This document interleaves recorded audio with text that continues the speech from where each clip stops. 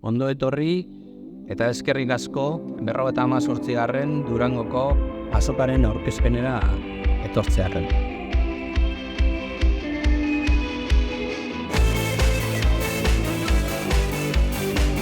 Abenduaren 6tik 10 Durangoko azoka fantasiaz beteko da.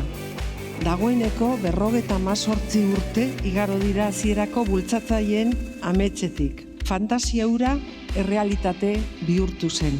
Eta gaur egun euskal kulturaren egutegian ezinbesteko hitzordua dugu. Lehenengo ideia hori izan zen fantasia da leloa eman ziaten eta horren inguruan mundu bat sortzea, azokaren mundua. Eta orduan hori elementu fantastikoak nahastu nituen azokako elementu propioekin. Hasi nintzen marrazkiak iten biden eta gero pentsatu nun 3 dimentsiotara pasatzea, hori mundu horrek sakontasuna aukitzeko eta errealitate virtualeko kasko batzukin modelatu nun dena.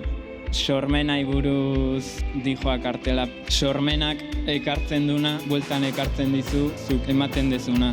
Aurten ere, hementxe espero zaituztegu. Durangoko azoka jendetsu eta aberatsa izatea horixe da gure fantasia.